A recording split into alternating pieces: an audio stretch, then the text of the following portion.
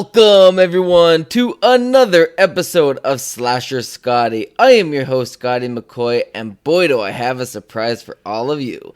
I have on the phone with me right now Belinda Balaski, and she played Terry Fisher in The Howling. Hey, Belinda, how you doing? Good morning. I'm good, thank you. How are you, Scotty? I'm doing good. I'm on my lunch break from work right now, so I can do this interview, and it's so exciting that I get to spend my lunch break with you. Oh, that's nice. What are you having for lunch? Nothing right now. I'll probably eat while I work. I'll probably have like a slice of pizza. Hard to talk and eat at the same time, right? Absolutely. So the first question I got for you is, how did you get your start into acting? Well, how did I get my start? Well, I had this thing happen when I was a little child. I was about 5 years old, and I had awakened before the rest of the family, and I was walking down the hall towards my mom and dad's room when I heard this voice, believe it or not, and booming from the ceiling that said that my life was going to be about communication and that I was going to be an actor. Mm-hmm. And I said, okay. And then it stopped, and I went in to see my mom and told her, and she looked at me like I was crazy. But the rest of my life, I chose to follow that voice. And at every corner, if I had a choice, I would choose to follow that voice and go for my career. And started actually quite young. Very shortly after, I started writing little plays for the neighborhood kids and charging the parents to come see them. And, I just started doing what the voice basically told me I was going to be doing. Nice. That's awesome. And I mean, it paid off, obviously. I mean, so many things, you know what I mean? So Lucky thing, right? Yeah, absolutely. So what was your audition like for The Howling? Well, it is one of the only times I worked for Joe that I did not audition. Okay. Actually, John Sayles, when I met him on the set in the morgue scene, told me he had written that part for me. Mm-hmm. That when he saw what I had done with Betsy from Piranha, the character I created out of what he wrote, he said, I love what you created so much. I just took that character and placed her into The Howling. She's not in the book. She's not in anything. I created her. Nice. But I created her from you, So Nice. It was really nice to hear that from John Sayles.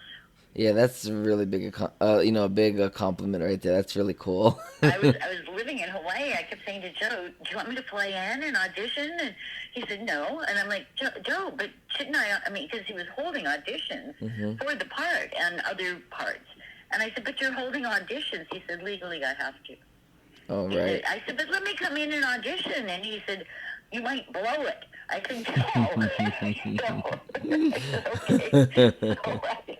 It's the only one I didn't audition for. Before and after, I had to audition for him.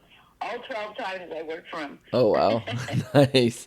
So what was your death scene like, and how was it filmed for The Howling? Oh, that scene was extraordinary because I was in that, that little harness where they lift me up in the air. And, well, the funny thing is that, we had shot the close-ups long before Rob finished making the Werewolf. Because when we were on set doing the movie, he hadn't finished the Werewolf. So Joe went ahead and he did all my close-ups, pushing the gurney at me and, tossing me into this corner and throwing this at me.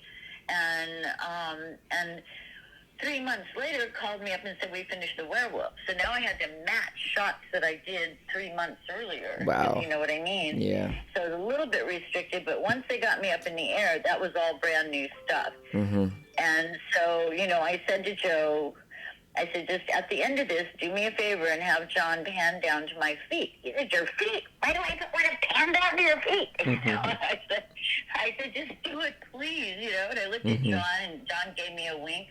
So I knew he was going to pan, right? And I did that little kick at the end, and they just loved it. So, right. It just worked out really, really well. Nice. So what was the hardest part of any of your scenes that you had to film?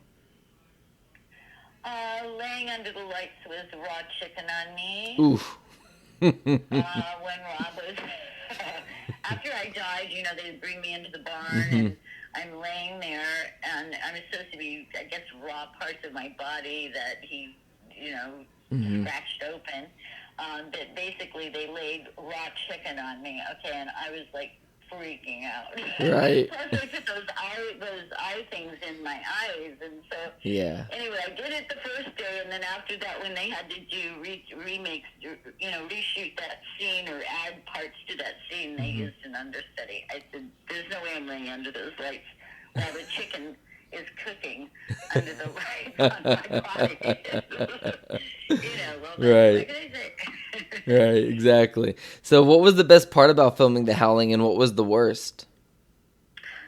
The best part of filming The Howling was filming it. Right. Every part of it. I love Mendocino. It's a place that I always wanted to end up living. And Nice.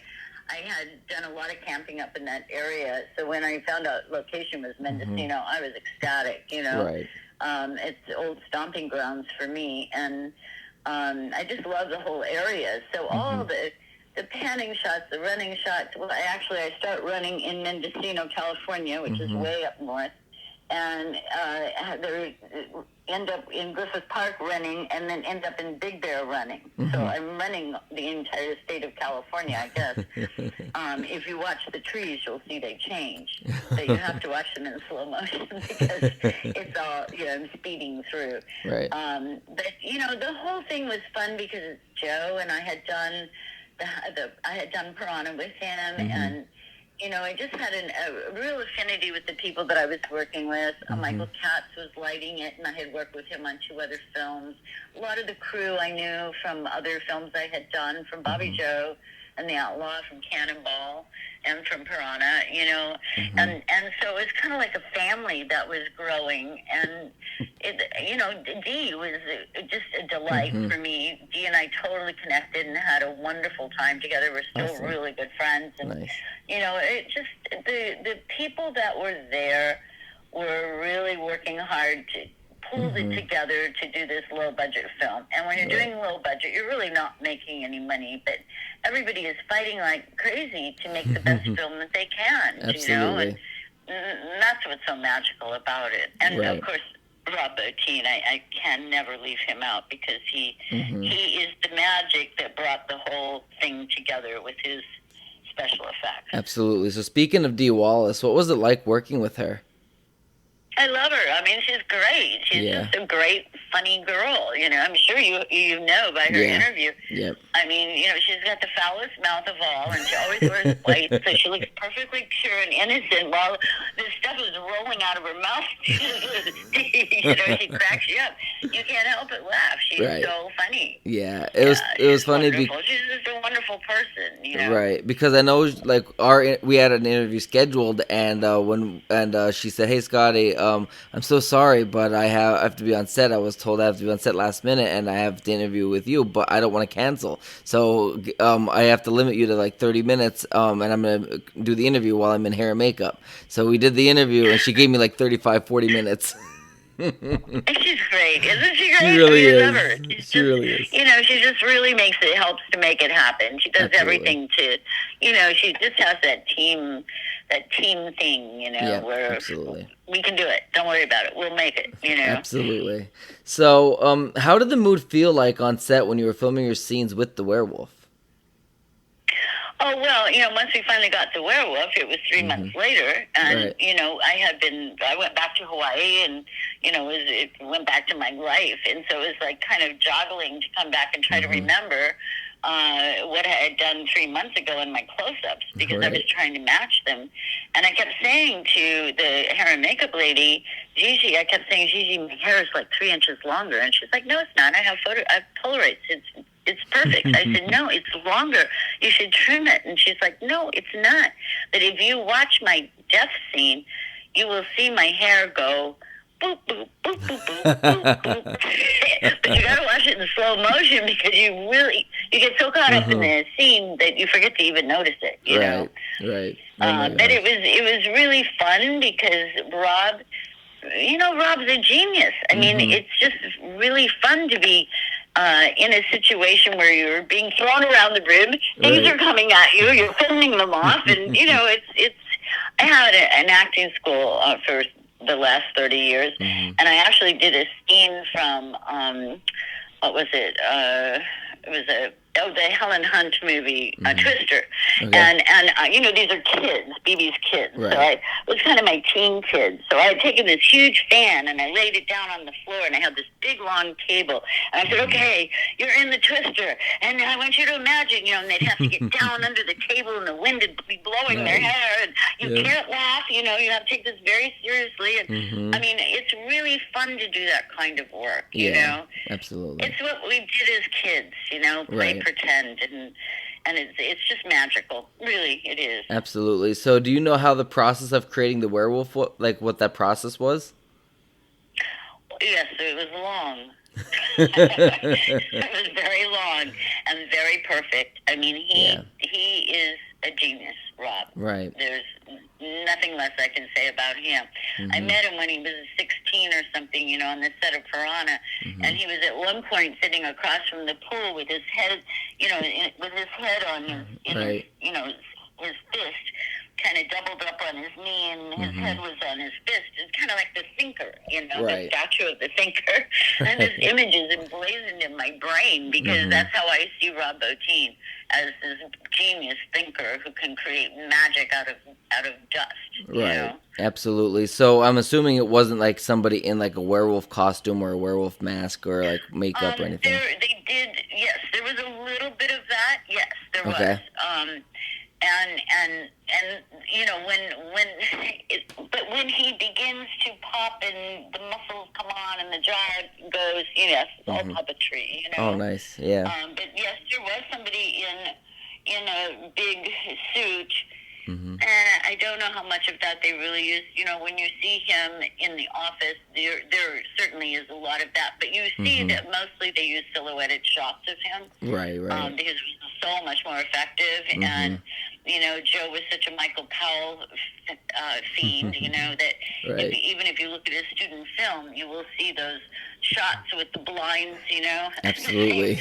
the same shading and lighting and, you know, that he was doing in the Howling, he had done in his student film, and it all comes from being a great fan of Michael Powell. Absolutely, definitely, and it was brilliantly done. It's a really great film. I mean, it's one of the best, like, you know. Nobody like John Hora either. I mean, he is literally.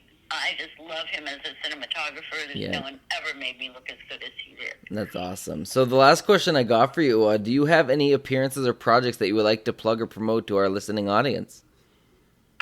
Well, I mean, I have a lot of things that I've got my fingers on right now. I'm in the throes of trying to publish my rock and roll book. I shot rock and roll.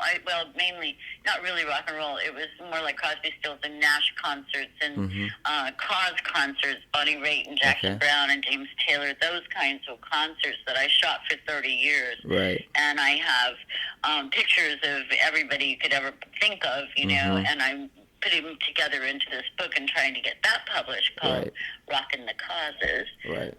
So you can be watching out for that. I'm also in the throes of trying to publish a couple of my own novels that I've written, and I have a play that I wrote about 20 years ago that I did 3 times to standing ovations in this amazing LA Times review. They're resurrecting it in New York now, and I'm just thrilled about it. I cannot wait to see what this new director is going to do with it. But like I said, I have so many different things going on like that. It's really a magical time in my life. That's so awesome. So, and if you have any other film projects coming out, for anybody listening to this, check out our IMDb page as well. That'll be updated, I'm sure, as well. You know, I really don't because I've sort of retired from acting. But, you know, of course, Joe said, come on and do Nightmare Cinema. And I'm like, Joe. And he's like, come on, just, you know. And I said, okay. So, you know, I did do that. I don't know how, I don't think this film was very, you know, seen by that many people or anything. But, you know, I have an unrecognizable part in that I really enjoyed doing because, you know, I just am curious that anybody ever knows that it's me. You know? Right. Absolutely. Well, I thank you, Belinda, for joining me. No, you're welcome. All right. Well, Thank you for asking me. Yeah, not a problem. I'm glad to have you on. I know Greg Gilbert also highly recommended an interview with you. Greg Gilbert with Python's Paradise. I believe you were interviewed by him once. Yeah, he's really fun. I've interviewed with him a few times. Yeah, that's right. Yep. Yeah, he's terrific. Yeah, he's a great guy. So, well, I thank you so much for joining me. It's been an honor. Thank you. All right. You have a good rest of your day. Okay. Bye-bye. Bye.